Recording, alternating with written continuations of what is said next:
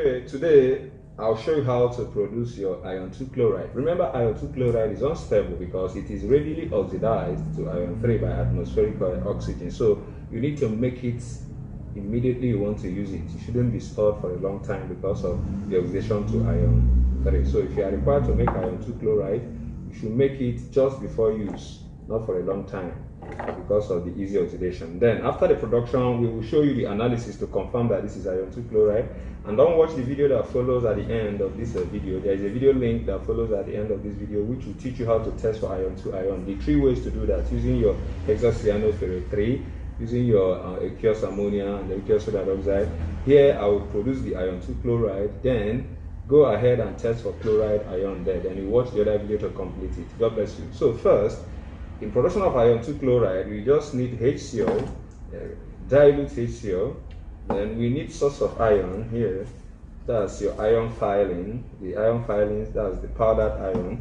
You can commonly even use your iron sponge, provided it doesn't rust. So I will remove this one that have not rust and put it there. So I'm going to set 2 beakers here. We have the beaker that the reaction will take place. Then here is my filtration apparatus. We have the filter funnel, the LMR flask, and the filter paper to remove any dirt or unreacted iron.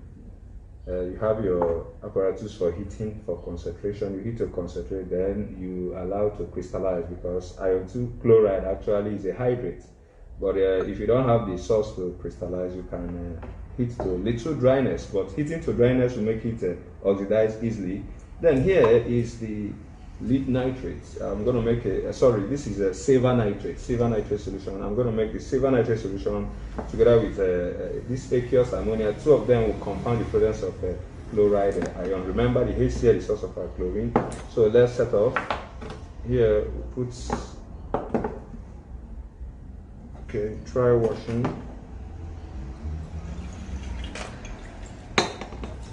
Clean off everything to make sure there is no contamination. Okay. Put HCl here.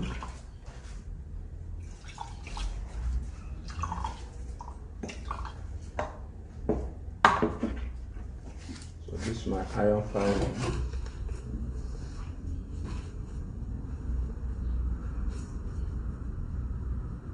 Okay. Capturing it. So this iron filing. Then to make sure there is no much impurity, I have to wash. Just put it in ordinary water.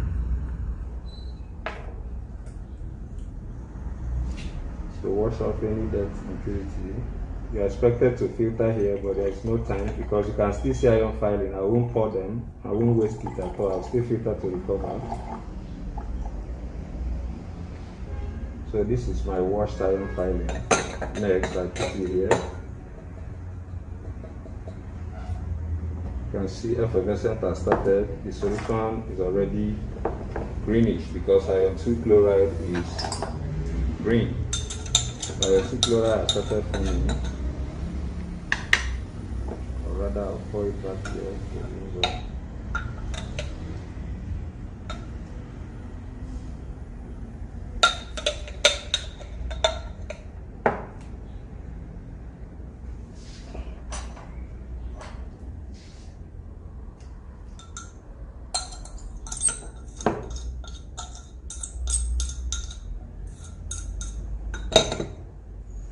Okay.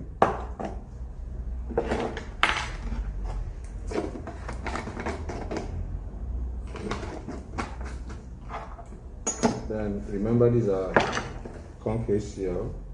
Here is the iron sponge, just common iron sponge. I want to avoid the rust because that should be hydrated iron 3. We are producing iron 2, not iron 3. Okay. Here we go.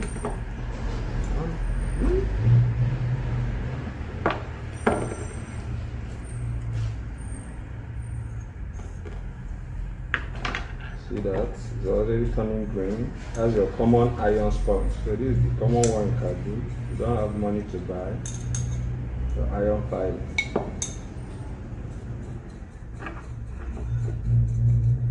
Remember to avoid open flames because the hydrogen gas released in this process is explosive a bit when mixed with air.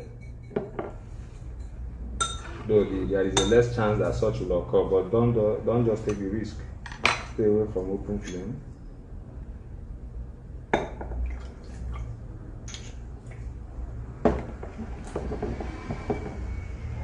It gives a bit greenish yellow because it's showing little contamination by the iron 3, because this particular iron sponge is no longer new. There is a little contamination, so but it's still the same thing.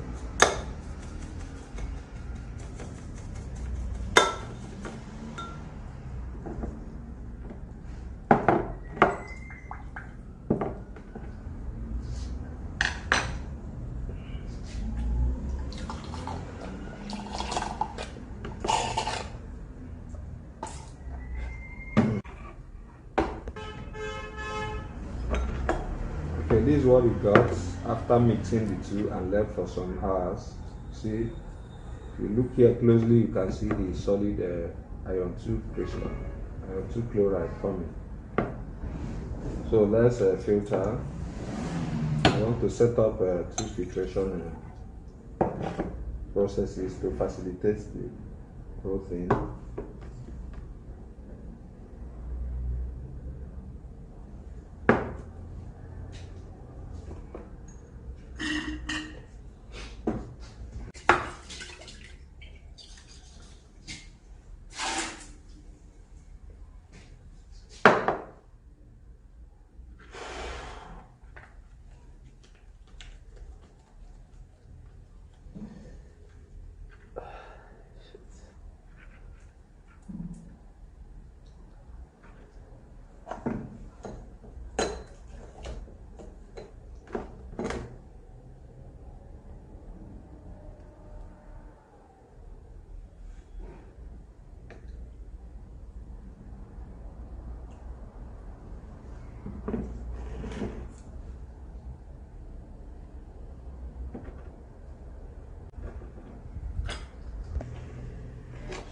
So to know that the reaction is complete, that's to make sure that there is no unreacted hydrochloric acid. You can see both the ion filings and the sponge all have dissolved. There are still unreacted metal there, but that doesn't mean reaction is complete. You can test with carbonate. This is the sodium carbonate.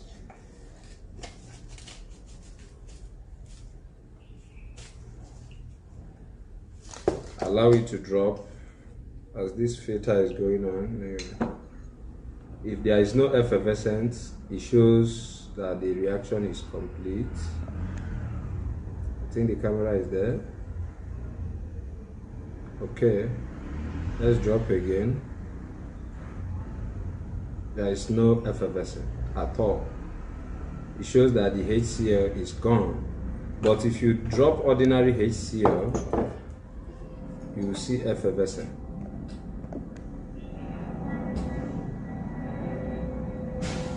See that?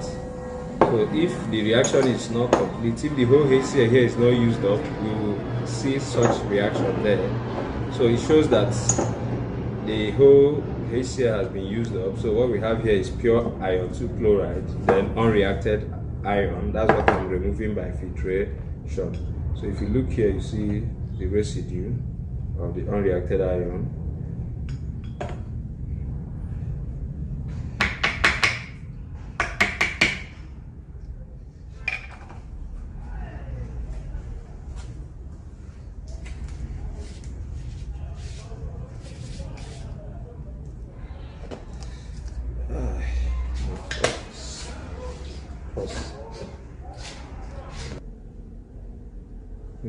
Okay, no problem.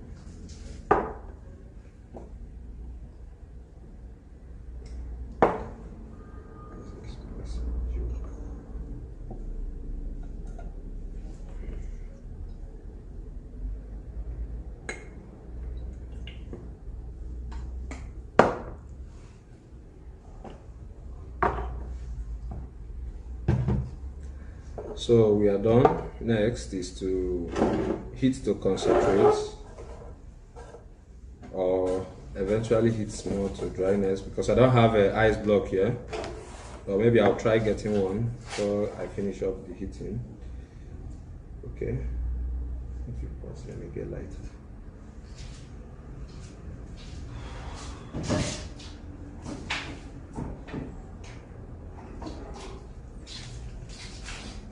Pause party low move self.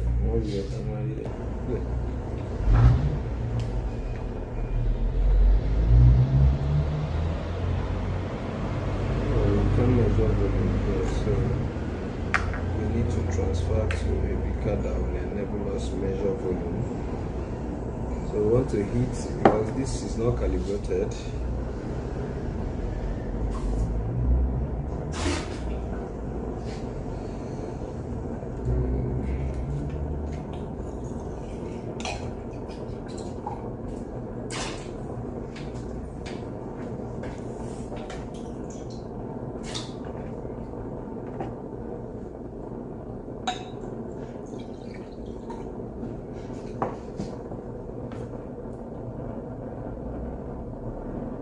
We have what here, that's 100 ml. We heat down to 50 or below 50, then we cool rapidly.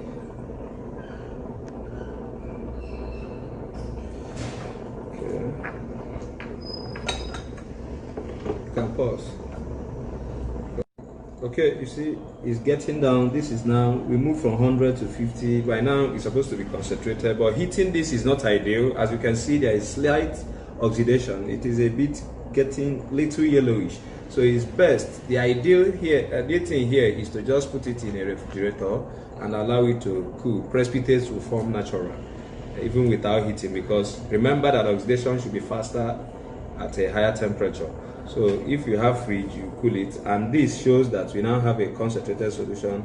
This way is boiling, shows that we have a concentration. So what we have to do now is we got our cold water here for rapid cooling.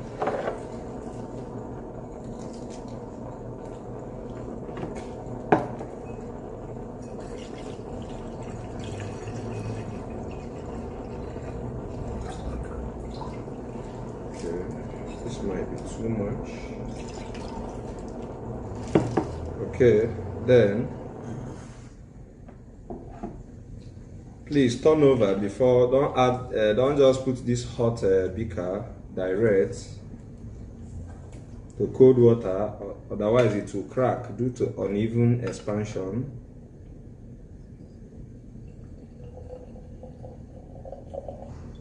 So I'm transferring, and next we place it here and see what happens. If precipitate is delayed, we will heat again and concentrate more, but if you have a refrigerator, if you put it there, it will surely form precipitate.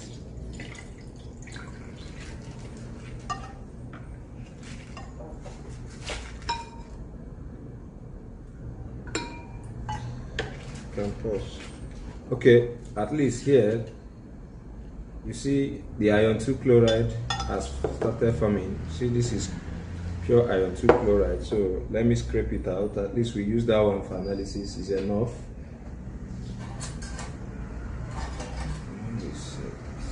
Okay.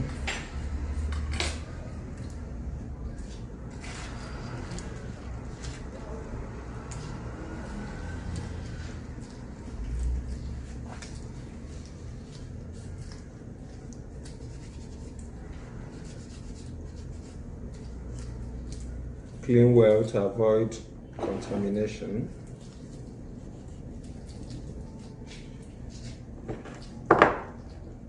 Okay, there we go.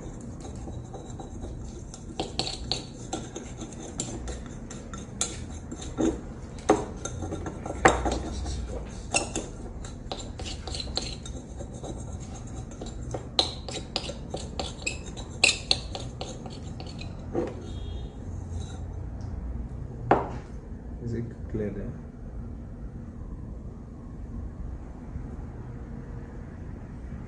That's our iron 2 chloride. So even without wasting time, we start our analysis immediately.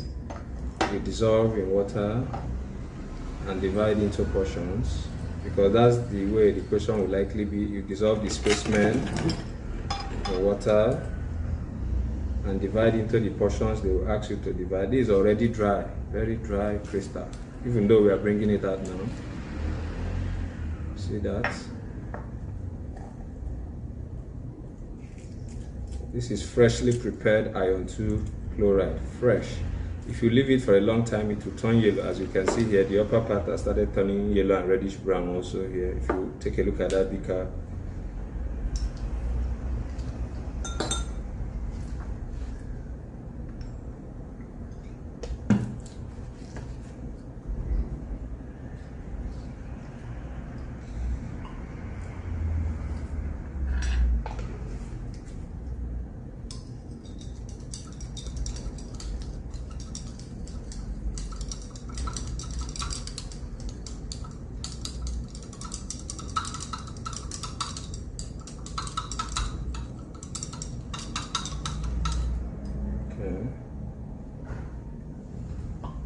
this is it.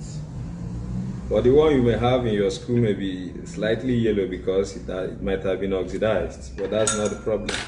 In your observation, you just report a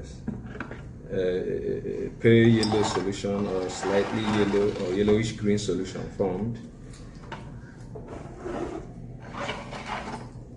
So here, let me divide into 3 portions just in case. Okay, let me wash this to make sure there's no contamination.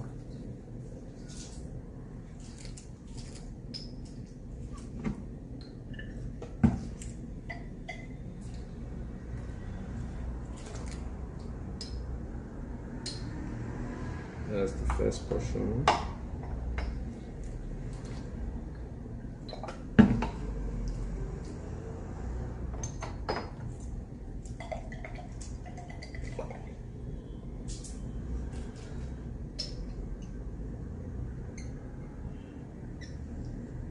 Okay,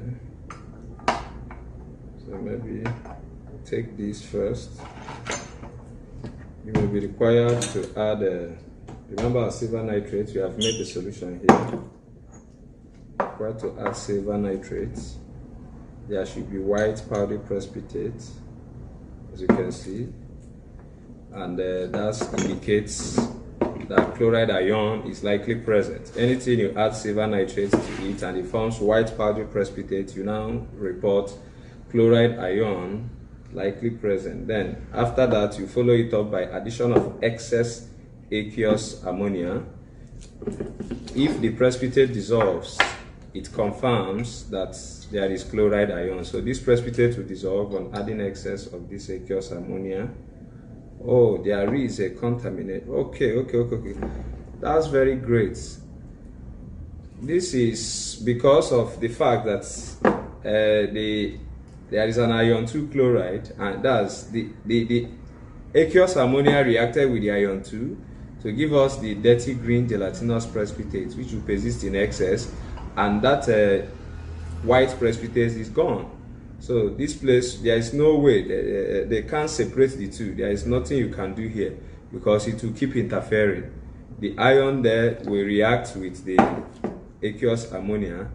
And let's check more dilute ones. Let's try with the second portion. But just know that what happens here is that if you add aqueous ammonia, say the white precipitate disappeared and the dirty green gelatinous precipitate appeared, as you can see now in your analysis. So this is because of 2 things interfering. We are analyzing iron 2 chloride. Then on adding silver nitrate, there was a white powdery precipitate. That is actually silver chloride. Then on adding aqueous ammonia, the silver chloride, which is white, disappeared. Then the excess ammonia now reacted with the iron 2 ion remaining in the solution to give us this dirty green gelatinous precipitate. So let me try using a more dilute solution of aqueous ammonia. Let me tap it out and dilute more.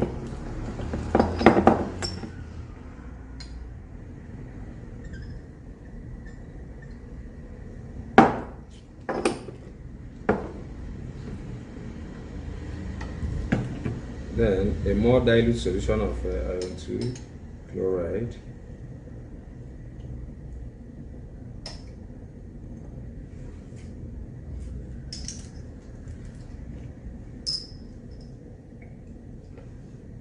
Okay, so this is our aqueous ammonia dilute. First, we still add our silver nitrate. The same white powdery precipitate formed. Please, you can see this bottle has turned a bit dark. This is because of the photochemical reaction that silver nitrate undergoes. We're supposed to store it in a dark reagent bottle to avoid light from penetrating. If you use any transparent bottle to store silver triazonitrate 5, it will definitely turn brown, dark brown or dark with time because of the position of silver oxide, which means silver nitrate reacts with light. You take it out there. It is also, this idea is applied in photography and other things. So let's try adding the dilute ammonia. Okay, we can remove the process. Nothing removes it. The precipitate will just disappear so that the reddish brown precipitate is formed. So in this case, you are going to report two things. So on adding silver nitrate, if there is white precipitate, you just write chloride ion suspected. Then on adding aqueous ammonia in excess, the white precipitate disappeared and reddish brown precipitate appeared. So in your observation, you write two things here. You are going to write chloride ion confirmed because the white precipitate is no more. Then you also write ion 2 ion suspected because of the fact that there is reddish brown precipitate, because we know that this is aqueous ammonia. So when this reddish precipitate turns, when this dirty green precipitate turns reddish brown, you watch that video towards the end of this video to understand more about how to test for ion 2 ion. There are 3 ways to test for that, and you are required to know that. So let's check if there is any crystal. Okay, crystal is delayed here, which means we need to use another fridge. The crystals are forming but very slow. We need to heat more or put it in a refrigerator before it forms. But whether it forms or not, we have done our analysis. So you may also be required to use sodium hydroxide. Just watch that video, you'll understand more. Thank you, Sir Majesty's World Science Channel. It's good for you. I'm happy to know that you're there. So learning when practical is involved is my topmost priority. I teach and I also show. I do so that you understand. At least today you have seen how you can use your ion sponge to make ion 2 chloride, and it's giving us a positive result. You see, the reddish brown is now obvious. The green precipitate is becoming reddish and it's gelatinous. So there are many things. Please share my videos, comment, and also like my videos. You are going nowhere better than this channel as far as salt analysis is concerned and other experiments.